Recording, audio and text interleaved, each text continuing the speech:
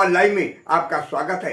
मैं राजेंद्र सोनी एक बार फिर हाजिर हूं आम जन से लेकर राजनीति और क्षेत्र की विभिन्न घटनाओं के साथ, पक्ष न विपक्ष, सिर्फ निष्पक्ष। दिल्ली में बढ़ती चुनावी सरगर्मियों के बीच भारतीय जनता पार्टी के उत्तर पूर्वी लोकसभा सांसद पद के उम्मीदवार मनोज तिवारी के साथ नरेश बंसल राज्यसभा सांसद, अनिल अग्रवाल राज्यसभा सांसद, Ashok Goyal vice president Delhi BJP, Satish Garg east Delhi district president, विधायक मोहन सिंह बिष्ट करावनगर, जय भगवान गोयल, विष्णु मित्तल, निगम पार्षद नीता बिष्ट, निगम पार्षद सतपाल, निगम पार्षद प्रमोद कुमार गुप्ता ने अपनी उपस्थिति दर्ज कराते हुए भाजपा के उम्मीदवारों के लिए अपनी ओजस्वी वाणी से जनता व वैश्य समाज से विजय श्री का आशीर्वाद मांगा। वैश्य समाज ने भी भारतीय जनता पार्टी के दिल्ली के सभी उम्मीदवारों को भारी बहुमत से विजय श्री का तिलक लगाते हुए पूर्ण रूप से समर्थन देने का आश्वासन दिया। अपने वैश्य समाज करावनगर की तरफ से आपका बहुत स्वागत है। कुछ साथियों का नाम लेना जरूरी है। भारत माता की वंदे वंदे।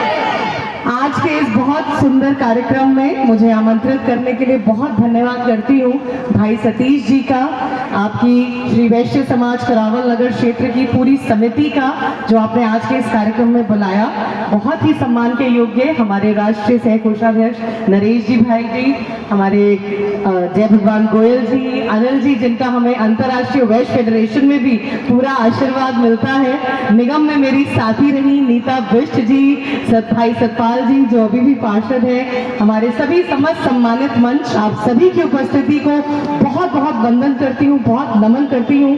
बहुत संक्षिप्त हमारे मोहन सिंह जी ने, हमारे विधायक साहब ने बहुत डिटेल में आपको बताया कि क्यों हमें मोदी जी की नीति, नियत और मोदी जी जैसे नेता के साथ चलना चाहिए।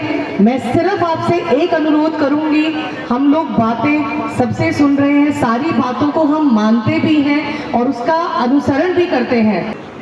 मीडिया के सभी मित्रों का बहुत आभार जो आज यहाँ उपस्थित हैं। सभी वरिष्ठ जनों का, अलग अलग समाज के प्रतिनिधि हमारे मध्य उपस्थित हैं, मंडल के सभी भाइयों का, अलग अलग क्षेत्र से आए हमारे वैश्य समाज के सभी प्रतिनिधियों का, सभी साथियों से प्रार्थना करूंगा कृपया बैठ जाएं। आदरणीय श्री अनिल अग्रवाल जी राज्यसभा सांसद और आदरणीय नरेश बंसल जी, आप दोनों का हमारे समाज की तरफ से श्री वैश्य हरीश गोयल जी से भी प्रार्थना करूंगा आप भी स्वागत करें। नीरज बंसल जी से प्रार्थना करूंगा कृपया स्वागत करें आदरणीय अनिल अग्रवाल जी को। श्याम बिहारी मित्तल जी से मेरी प्रार्थना है कृपया मंच पर आकर स्वागत करें। चंचल गुप्ता जी से मेरी प्रार्थना है कृपया मंच पर आकर। सौरभ गुप्ता जी कृपया मंच पर आए। भूदेव जी कृपया आए और मास्टर सतपाल जी का स्वागत पटका पहनाकर पुष्पमालाओं के साथ स्वागत करेंगे।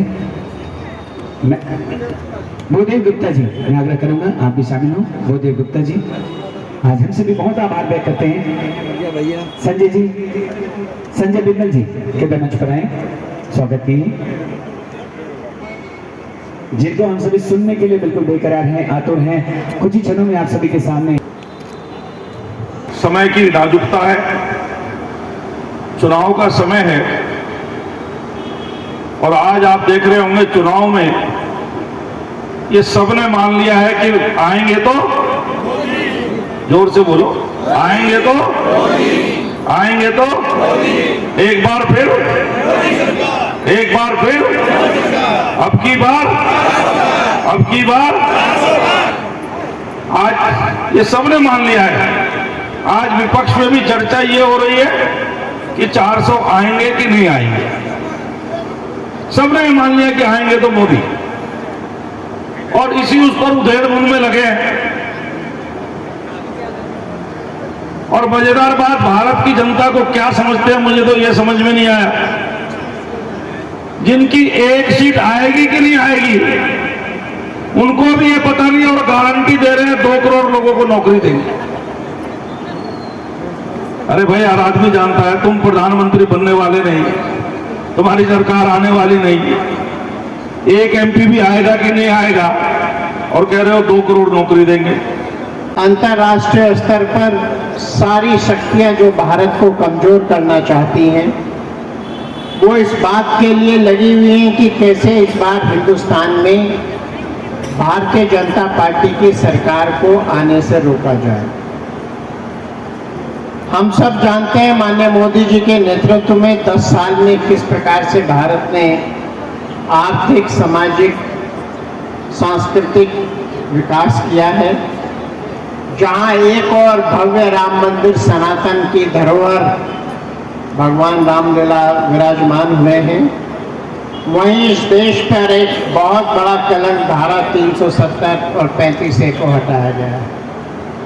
इंफ्रास्ट्रक्चर की पूरे देश में बाढ़ आई है और इन 10 वर्षों में लगभग 10.5 लाख करोड़ इंफ्रास्ट्रक्चर पे खर्च किया गया है। आज व्यापारी भाइयों के लिए सुरक्षित माहौल है और उनको बिजनेस करने के लिए जितनी सुविधाएं भारतीय जनता पार्टी की सरकार दे रही है, वो अपने आप में उसकी जितनी प्रशंसा की जाए कम है। खुदरा व्यापारियों के लिए जहां इंश्योरेंस दिया गया है, वहीं बड़े व्यापारियों के लिए फ्री ट्रेड एग्रीमेंट किए जा रहे हैं। लगभग 17 कंट्रीज के साथ हिंदुस्तान का फ्री ट्रेड एग्रीमेंट हो गया है। रुपए के गए साथ आप अंतर्राष्ट्रीय स्तर पर व्यापार कर सकते हैं। मित्रों, जब माननीय मोदी जी ने इस देश की बागडोर संभाली थी, भारत की जनसंख्या 125 करोड़ थी, आज 140 करोड़। 15 करोड़ की जनसंख्या बढ़ गई है और किसकी बढ़ी है मुझे बताने की आवश्यकता नहीं है। राजनीतिक मंच है, आप खुद समझदार हैं किन लोगों की वो जनसंख्या बढ़ी है। उन लोगों की जनसंख्या बढ़ी है जो हिंदुस्तान पे कब्जा करना चाहते हैं, आपके व्यापार पे कब्जा करना चाहते हैं। और कांग्रेस के युवराज इस बात को बड़ी शान से कहते हैं, उनके पूर्व प्रधानमंत्री बड़े शान से कहते हैं कि भारत के संसाधनों पर पहला हक उनका है। सर्वाधिक अधिकार उन लोगों की है जो अल्पसंख्यक है। इस प्रकार की भाषण दे करके वो लोगों के मनों के अंदर कटाक्ष की भावना फैलाना चाहते हैं। दूसरी ओर इस देश का प्रधानमंत्री ऐसा है जो कहता है सबका साथ, सबका विकास, सबका प्रयास और सबका विश्वास। कौन प्रधानमंत्री है जो आम जनता जनार्दन के बीच में जाकर के इस प्रकार की भावनाओं को रखने की हिम्मत रखता हो? वो हिम्मत है तो 2014 के बाद ये नरेंद्र मोदी ने साबित कर दिया है। इस देश के अंदर ऐसा देश का प्रधानमंत्री आया है जो देश का मान हो, सम्मान हो, स्वाभिमान को बढ़ाने का किसी ने काम किया, ये मेरे प्रधानमंत्री नरेंद्र मोदी ने किया। 25 मई के चुनाव को महत्व को जो समझ लिया, फिर वो जरा भी गलती नहीं कर सकता। और हमारी गलती कुछ और ये नहीं होगी कि हम जा करके यहाँ बैठा कोई भी व्यक्ति कोई दूसरा बटन दबा दे, ऐसा नहीं होगा। वो कमल ही दबाएगा, बस पता नहीं जाएगा कि नहीं जाएगा। समस्या वही आती है कि हम बिजी हो गए। हमको लगा अरे यार एक वोट से क्या होता है, सब तो दे ही रहे हैं, छोड़ो।